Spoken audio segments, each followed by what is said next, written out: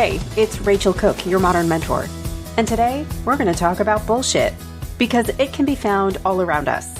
But how do you know when it's actually harmful and dangerous? John Petrocelli, social psychologist and author of the new book, The Life-Changing Science of Detecting Bullshit, joins me for a conversation to help decode, demystify, and push past the BS. Oh, and yes, it's science. John Petrocelli, author of The Life-Changing Science of Detecting Bullshit. Welcome to the show. It's a pleasure to have you here. Yeah, thank you for having me. It's a pleasure. I have been looking forward to digging into this one with you. I read it. I loved it. I took a lot away from it. And I would love it if we could start with just a little bit of background. I know that this is your first book, and I'm always curious how a scientist and a researcher sort of chooses the lane that they want to play in. So tell us a little bit about what drew you to this topic. Where did this book come from? Yeah, well, first of all, I'm really just an old college professor of psychology, and I've been conducting research in social psychology for about 20 years now. And about 5 years ago, I picked up Harry Frankfurt's On BS book, which was actually just a 20-page article written in 1986, but then later changed to a book in 2001. I had read it maybe 3 times before I started to think, well, gee, this ought to be a behavior that social psychologists have a lot to say about, right? It seems very pervasive, ubiquitous behavior. And when I took a look at the existing literature on BSing and BS detection, I was amazed to find very little to nothing about the behavior. And I thought, I love this concept of the behavior, but we didn't really know much about the empirical side. What causes it? What are the antecedents of the behavior? What are the consequences of the behavior? When do people engage in it? When do they feel comfortable calling it? And there really just wasn't anything experimental that spoke to it. So when I picked it up maybe the 3rd or 4th time, I thought, okay, someone needs to start investigating this and asking the basic kinds of experimental questions that we'd normally ask about any kind of behavior. I love the inspiration, and I love the fact that you're coming at it through the lens of a researcher and a scientist. You know, I think you and I chatted a little bit via email before this conversation, and we talked about how there are a lot of books out there that have titles like, you know, The Life-Changing Magic of, or The Art of.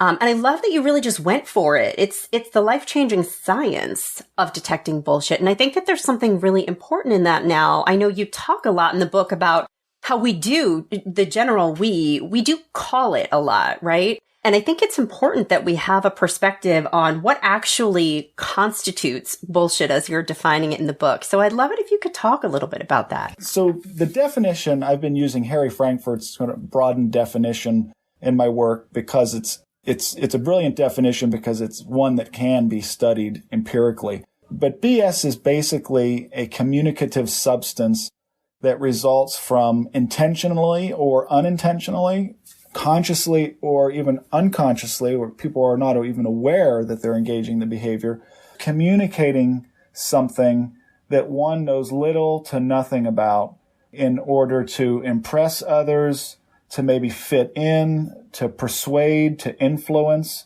or to embellish, or to simply hide the fact that one doesn't know what it is that they're actually talking about. So there's a number of motives for it, but essentially it just involves talking about something with little to no regard for what we would call truth, genuine evidence, or established knowledge, which is different from lying because liars usually don't believe what it is that they're saying, right?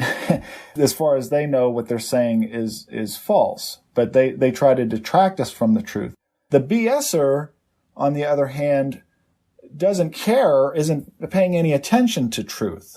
In fact, what the BSer says might actually be correct, but even they wouldn't know it because they're not paying any attention to truth, evidence, or established knowledge. And the social reactions to lying and BSing are completely different. So usually, if a friend or a colleague or someone lies to us, the response is usually anger, or disdain in some way, and the liar is going to have to tell a lot of truths in the future to gain trust back, right? But with BSing, we often give a social pass of acceptance. We usually say, oh, well, Joe's just BSing, or Joe says, oh, I'm just BSing you, right? But even the way we talk about these behaviors, we might say, oh, we're just sitting out here on the porch BSing, or we say, oh, I'm just BSing you. But rarely do you ever hear anyone say, oh, we're just sitting out here on the porch lying to one another, or we're just lying to each other. So the distinction between the behaviors is very clear. But the problem is they often sound the same. So two people can be saying the same exact thing, but one is concerned with truth so far as to tell a successful lie, and they remember the lie as well too, because they want to remember that in the future. But the BSer, again, doesn't care. They don't have the burden of trying to remember the truth because they're not even paying attention to it. And the two, you would think, okay, well, these are probably bad for communication and reasoning. But the research so far suggests that BS can have a longer lasting and more impactful effect on a person's attitudes and beliefs and even what they believe to be true. So if I tell you, hey, Rachel, I lied to you just a moment ago, then you would know that whatever I just told you was false, right? But if I said, well, Rachel, I just BS'd you a moment ago, well, now you don't know. Well, it could be true. It may be false. Who knows? You'll have to do the fact-checking. You'll have to do the work. And if you don't get around to it, you might end up thinking that something is true when, in fact, it's not. So those are some of the basic differences between the two behaviors. And in my research, I look at what are the consequences of it, what are the impacts on attitudes, beliefs, and what we believe to be true. What I'd love to do is maybe spend a little bit of time talking about, because in your book, you really cover sort of how BS plays out in a number of different realms of our lives, right? You talk in the book about politics and news and advertising, and there are all these different realms. And I'd love it if we could try to home our focus a little bit into the workplace. And it was interesting because as I was listening to you talk about, sort of BS and what distinguishes it from a lie, there were a couple words you used in there, like, we use it to persuade or we use it to convince. And the reality is there's a lot of persuading and convincing and coalition building that we need to do in the workplace, right? Whether it is building a team of champions to get behind your idea, or whether it is you persuading your leader or an executive team that you're ready for the next role, you're ready for a promotion. And so I'd love it if you could talk a little bit about how you've seen it kind of show up in the workplace and where it's maybe hindering us and where it's possibly even serving us, if at all. Yes. Yeah, actually, the workplace is a wonderful place to study and try to understand BS because it's really all around in the workplace. You would think the workplace would be a place that people would engage in evidence-based communication and reasoning more than any other place, but you find BS just as much there as any other place. And part of the reason for that is that there are two sort of essential factors that sort of create BS or context in which BS emerges. And one is simply feeling obligated to have an answer or feeling obligated to have an opinion about everything. And it's impossible to have an informed opinion about everything. And everything is kind of expanded today. We're still supposed to have opinions about those things, but we're also supposed to be able to talk about and have opinions about whether or not Game of Thrones ended on time, whether or not people should be allowed to carry dogs in their purses, whether Slumdog Millionaire should have won more Oscars than it did, or whether Kim Kardashian should be or should not be famous, and whether or not her sisters should be allowed to digitally modify their pictures on Instagram and other advertisements. So people feel obligated to have opinions about these things. And in the workplace, when people are supposed to have expertise in an area, they're supposed to have answers to questions that are important to their work. But the reality is oftentimes we do not have well-informed answers and evidence-based beliefs about the things we do. People are just prisoners sort of the confines of their personal and their professional experience. And that personal professional experience provides data that is often random, it's unrepresentative, it's often ambiguous or incomplete, inconsistent, it's often indirect, like second or third hand, and often even surprising or counterattitudinal. So data collection through personal and professional experience, it's not bad, but it's certainly not the full picture of data collection that people need to make the most informed decisions. And then the second factor that people run into when they feel obligated to provide an opinion is they get a sense for, well, how easy or difficult will it be to get away with this BS, right? And if it's relatively easy, people will BS just about anything, especially, again, when they feel obligated to have an opinion. So whenever you couple both of those factors, and people feel obligated for whatever reason to share an opinion, have an opinion, and they feel it's relatively easy to get away with, no one's going to call them on their BS, which happens all the time. People are going to BS about everything. There's a paper that's still under review that I wish I had conducted the research myself, but I didn't. But in that study, the researchers looked at reasons for why people would BS in the workplace. And they identified 36 different situations and unique reasons why people would BS in the workplace. So they explained this is what BS is, sort of using the definition that I've used, and then said, well, why would you do this? And if there's 36 different unique situations and reasons that people BS in the workplace, then there must be even dozens more in life. But what they found was that people will BS most frequently when they see a chance to promote status, to promote positive status, to get ahead, to look impressive, to look knowledgeable. But they'll also use it for status prevention, so to get out of trouble. To explain, well, why they were late or why they were unable to finish a project. And then they also found that people will use the value of communion, connection with other people. They will use BS to not only get along, but to get around, to talk about the weather when, a colleague who doesn't really communicate, or I haven't had very good interactions with in the past, I'd rather talk about something that's just sort of superficial and meaningless rather than talk about what I actually did over the weekend. So people use BS in those situations too. And so it's all over the place, in addition to all of the business speak that adds sort of this pseudo profundity to workplace behavior. Using words like leverage and bandwidth and win-win, all of these kind of business speak, ease kinds of things that are really more ambiguous than helpful. So it's definitely there. People can expect to see it, and the more they expect to see it, I think the more they will see it in the workplace. Yeah. And I think about some of my own experience back when I worked full time within an organization, and even, now in some ways more so as a consultant, right? I show up to a meeting with a team of executive leaders and they've brought me in as the expert. And so when they pose a question, there is absolutely an expectation that I have an answer. And I'll tell you that 6 years into running my business, I've done a lot of work on learning how to say in a very professionally appropriate way, I don't know. And I think it takes a lot of practice and a lot of courage, right? I think in some ways, a little bit like that Mark Twain quote, right? I didn't have time to write you a short letter, so I wrote you a long one.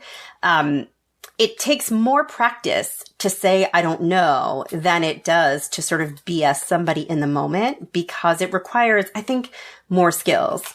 There is poise and there is confidence and there is willingness to fail. And all of these things do take practice. And so what I'm taking away from what you're saying is a couple things. what I'm hearing is that, hey, if you're listening to this and you are a leader within an organization, you lead an organization or you lead a team of 3 people, give your teams permission to say, I don't know, right? Role model that, invite them to say, hey, I'm going to ask you this question. I'd rather have the right answer than an immediate answer, right? So as a leader, I think there is a real imperative to bring this insight to life and create a space for, I don't know, but I'm going to figure it out, right? There has to be an accountability. And likewise, if you're not a leader, but if you reflect on your own personal behavior and experience and you realize, oh, wait, I'm pretty sure I did that last week with, my team members. I think the call to action for you is to be a bit reflective and to try to find moments in which you're going to say, that's a great question. I would love to look into that. Let me circle back in a couple hours, a couple days, whatever it's going to take. Absolutely. Yeah. Let me get back to you on that when I have a more well-informed opinion or information about it. I mean, the forming beliefs and making decisions without regard for truth, without regard for reality, that doesn't bode very well in the way of optimal decision making. And that's probably the worst consequence of BS-based reasoning and communication. And there's lots of things that leaders could do to discourage BS, communication and reasoning, and replace it by encouraging evidence-based communication and reasoning. And there's just lots of things that they can do, which include providing their employees with some security. A lot of the BS that's generated by people are coming from people who they're insecure about their jobs, or they don't feel that they have the safety to kind of tell their superiors what the data actually suggests. So they often feel they're in a position where they've just got to report what the boss hopes is true or what sounds great. But also give employees just space to ask questions. Simply make it okay to just ask questions and to investigate.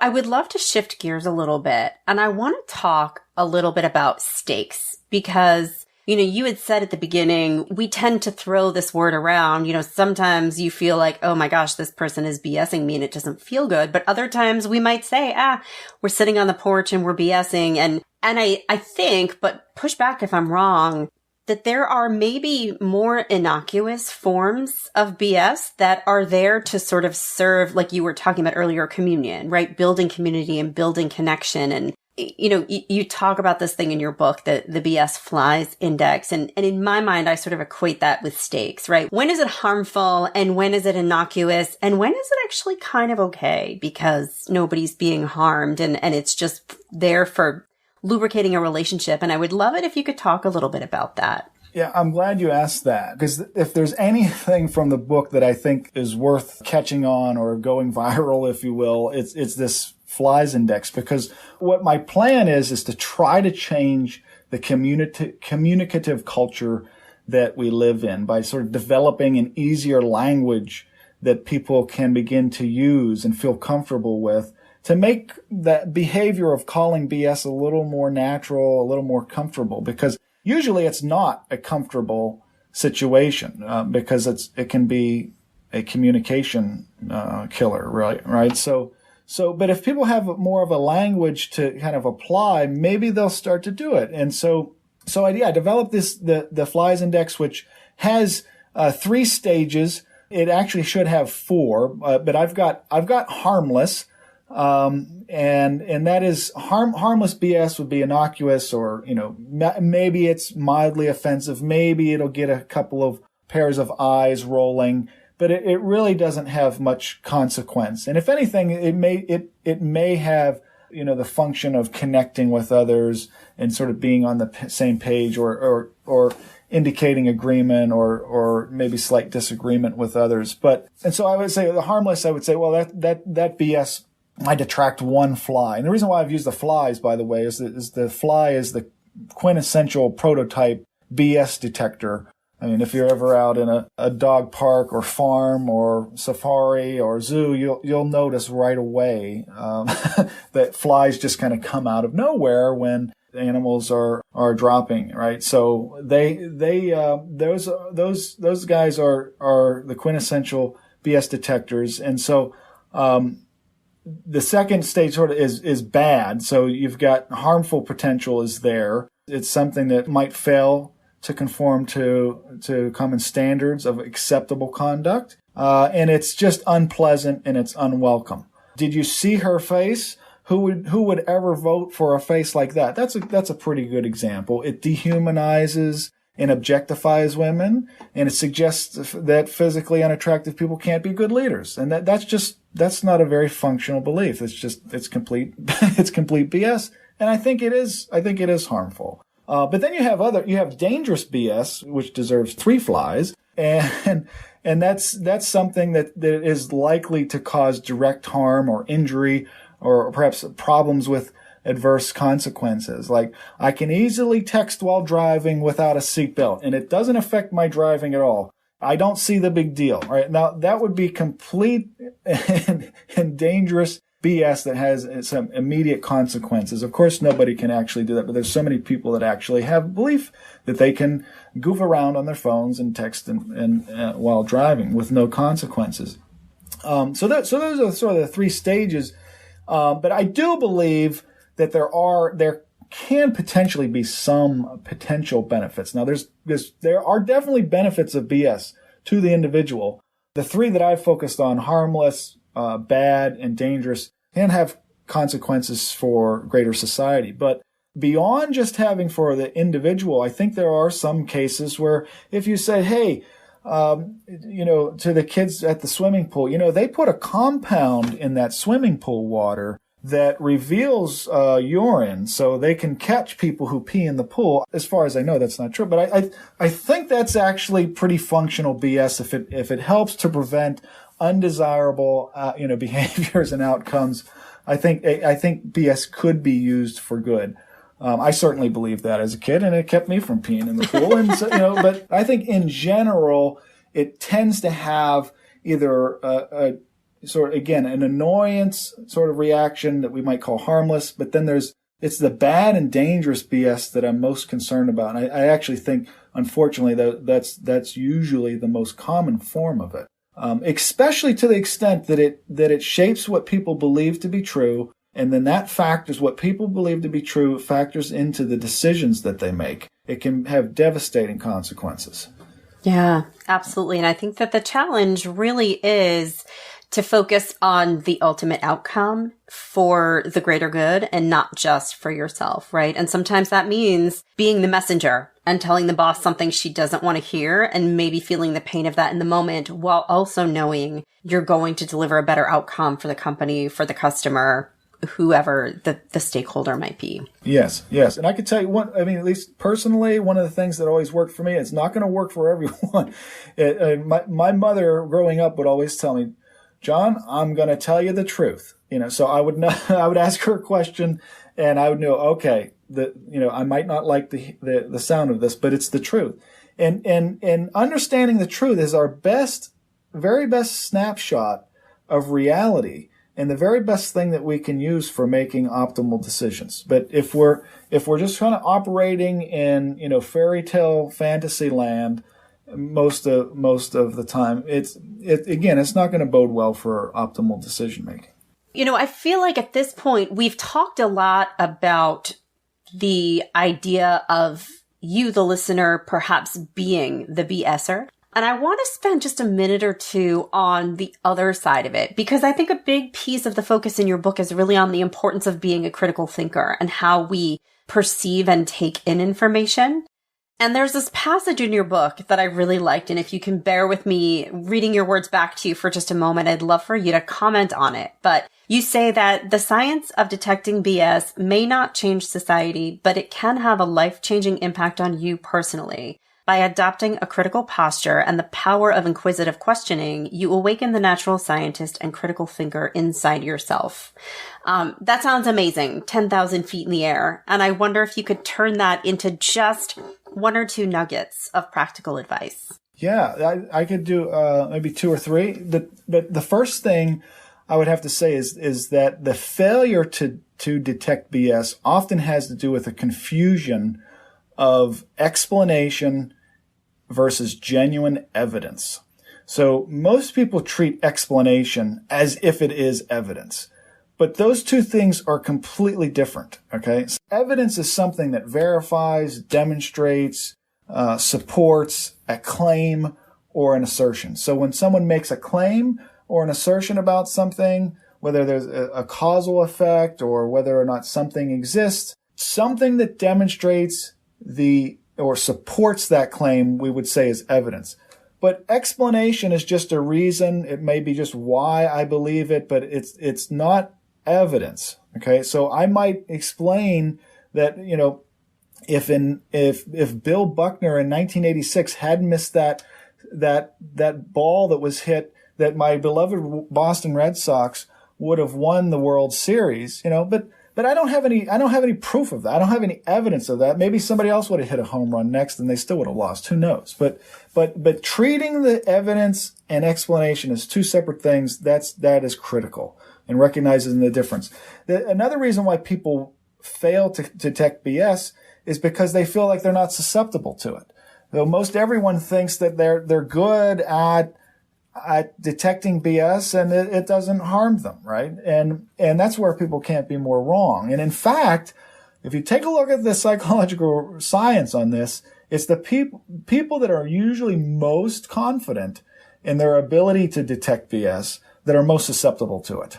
They're just completely unaware of it. And we call one version of this, we call it the Dunning-Kruger effect. And the basic idea is that the cognitive skills, like the thought reasoning skills that you need to recognize competence, are the very same mental skills that you need to be competent. If you're incompetent, most people don't know it. But another very important reason why people fail to detect BS is they do not ask the right questions. When they hear a claim, they hear an assertion, they don't ask three important questions. And those questions are what, how, and have you considered? So if you hear something that doesn't sound quite right and you question it and you think, well, my friend just said X. And if you ask them, well, what is it that you're actually saying? I hear you say X. Are you saying X? What will usually happen is people will feel obligated to clarify what it is their claim is. And oftentimes what you'll see is a few backpedaled steps on what it actually is. And so they'll oftentimes kind of clean up the BS because clarification is a major antidote to BS. And so you'll already start to expose yourself to less BS as they clean it up. But then the next question you have to ask is how. Usually people ask why questions, and I wouldn't ask why. If you ask why, what you will get is sort of a heady, very abstract kind of value-based reasons why somebody believes something. But if you ask them how, you'll get them in a more concrete mode of thinking where they will be sort of forced to point to things that they know to be true that they can demonstrate. And so how is an important question. How do you know that, this is true? How do you know that when we switch to this policy in our organization, we're going to increase sales? People will get there naturally. Sometimes you have to ask them 4 or 5 times because people are not used to answering how questions. If coming out of those questions, you really don't have much and you don't really have very good reasons for believing the claim or assertion to be true, it's probably best to assume that it's false until you have otherwise genuine evidence to suggest that it is true. Those 3 questions, they're rarely asked. They show interest in the claim and the assertion, which people are oftentimes very willing to provide, especially if you act dumb and you just say, I want to understand what it is you're saying. That sounds really interesting, Then you can engage them in a productive conversation to get at the bottom of whether or not what they're saying is well thought out, well informed, or if it's just BS. Yeah. I love that. I think we all need to go in with the assumption that sometimes the BSer actually doesn't realize they're BSing you. And sometimes it's through your own gift of asking these questions. I know this has happened for me. Giving the gift of doubt is a wonderful gift to give. I know some people in psychology, we call this the unread library effect, which is just rampant. I mean, there's so much information out there that is relevant. But again, personal experience usually just takes kind of a subset of the readily available data, often that already fits with what you want to believe or wish to believe or hope to believe is true. And so you really don't learn anything. You really don't get to a well-informed belief about something. Yes. Twitter is not college. No, absolutely. So it turns out. Yeah.